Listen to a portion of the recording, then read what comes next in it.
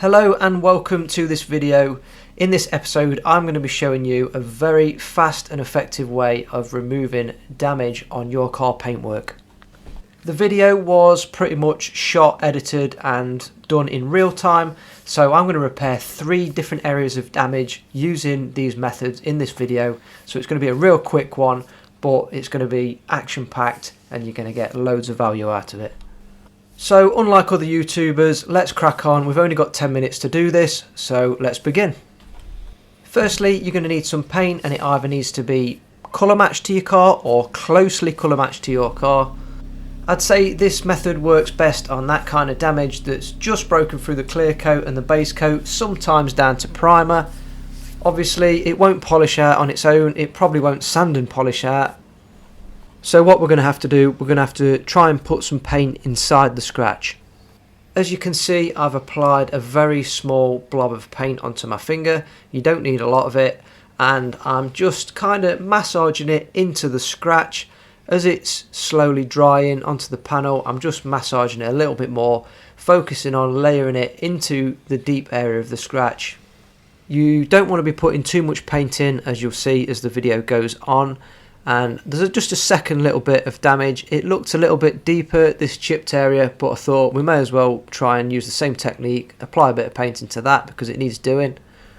And that's pretty much that for that area. We're going to move on to a secondary area of damage. We've got a scratch down the rear door of this panel, and it's pretty deep. It's not really deep, but it's definitely something that you can get your fingernail in. The fingernail's catching, so that means there's a bit of an indentation, so that means it's damaged the paint basically. It's not a paint transfer on top of the paint, so we're going to have to do the same technique on this scratch because it's really letting the car down and it's a bit of an eyesore. In my other videos I've been criticised for cutting the clips, not doing it in real time. I normally do this because people don't want to sit there for too long watching something happen. They want it either cut or sped up. But in this video we're going to be doing 3 different areas of damage on the car. So that allows me to film in real time, because while the paint's drying on the other scratch that we've just done, I can show you how I'm applying it to this scratch as well. As you can see, I've rubbed the paint into that scratch. There's also a bit of scuffing on the rear wheel arch, so I'm going to do that at the same time. I am rubbing the paint in. There's only a tiny amount on my finger, but I'm definitely making sure that it's rubbed in as much as possible to the damaged areas. While that second area dries, we'll go back to the first area. There's a reminder of what it looked like. There's me rubbing the paint in, and now we're going to move on to the next stage of this technique. You will need a cutting compound for this next stage. I like to use Freckley G360, but there's many on the market. You can pick whatever you want. I'm also using a cutting pad. This one's from Paint Gear. It's a 3-inch cutting pad. We've attached it to the drill using a drill adapter, which is also from Paint Gear. A lot of people ask me, why do you keep using a drill? Because I like to make my channel as accessible to as many people as possible, and it's just something that you might already have. You might not want to buy a full buffing machine or any kind of dedicated polisher machine or anything like that. So it's just a really easy way, a cheap way to convert something that you already have or you might want to buy for different reasons. You can convert the drill into a little mini polisher machine, and for this kind of job it works absolutely perfect actually. It's worth mentioning at this point, this method works when it's something that's spinning, such as a rotary or a drill or a mini polisher. Not very effective when it's a DA because it just doesn't move in the same manner. It oscillates instead of spins. You want something that's spinning to remove the excess paint. As mentioned earlier in the video, this is being done in real time, so you're seeing it as it happens. I wasn't 100% happy with the outcome. I think at this point we could have perhaps applied a second layer of paint, so I did. I recommend doing this a maximum of 2 times in a certain area, because when you are polishing it you are removing some of the clear coat. Just remember that. So we can't just keep going and going and going. After the second attempt at the repair, we are going to have to call it a day and say that is that. Once again, while that's drying, we're going to flip back to the second area of damage. Just a quick reminder of what that was and what we did. We just rubbed some paint in to that back door and a bit on the wheel arch, and now we're just going to get the little polishing system we've got in place. In this case it's a drill, with a cutting pad on it, and we're just going to do it exactly the same as we did last time. We're looking to remove the excess paint off of the surface, so don't be too shy with the compound, don't get the panel too hot, keep it moving around and just do it at a speed that you're comfortable with. A quick science bit: most modern compounds such as this one have diminishing abrasives, which means that when you first apply the polish you get the most amount of abrasion out of the applied polish. Once it starts breaking down, it obviously becomes less effective as it's starting to refine the area and cut less. In simple terms, to remove the paint, obviously when you first apply the polish you're going to get the most cutting action, which is going to be removing the excess. Exactly the same as the first repair, I decided that this wasn't as good as it could be. Sometimes this works out, sometimes it doesn't. So I'll let the panel cool down, which is important, and I'm now applying a second layer of paint. Just be extra cautious with the second layer of paint.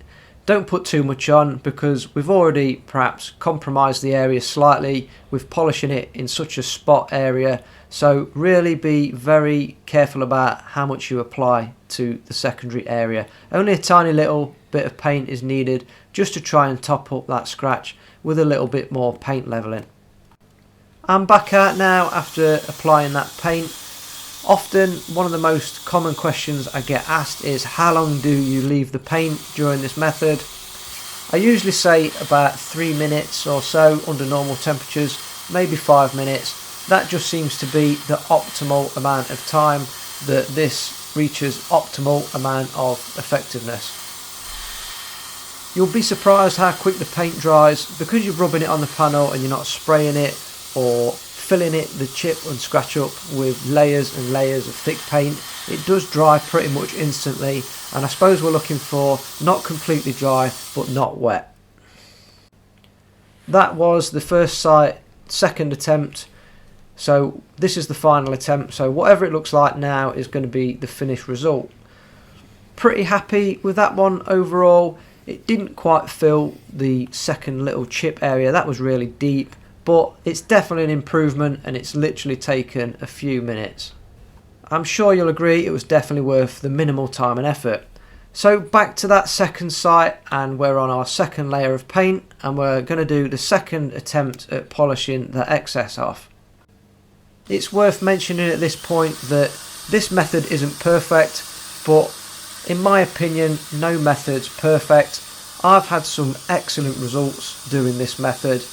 I'd probably say it works about 80% of the time. It tends to be more favourable to fresh scratches that aren't too deep or too wide, and definitely colours that are sort of black, dark and block colours are definitely easier and more effective to get good results out of. Saying that, this was a metallic blue. I've actually got multiple other videos on different colours, metallics, all sorts of finishes. As you can see, that was the scratch before, that was it after. Not perfect, I always say this is not perfect, but this car had absolutely loads of damage on it. And here's a couple of areas that I showed at the start of the video.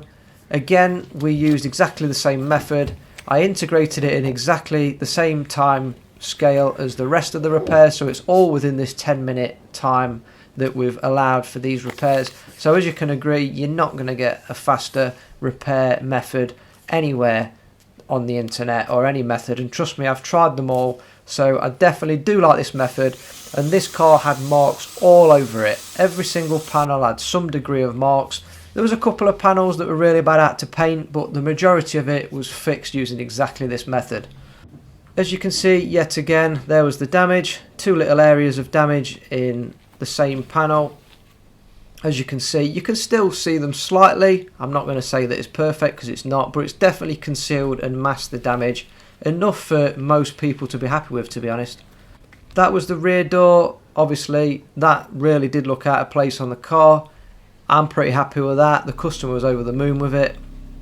And again, another bit there, look, that we sorted out. It wasn't perfect, but again, fixed it to a degree. That's it guys, just a quick one. I've kept it within 10 minutes. Like, comment, subscribe. I need it for the channel. I hope you enjoyed that. Thank you very much.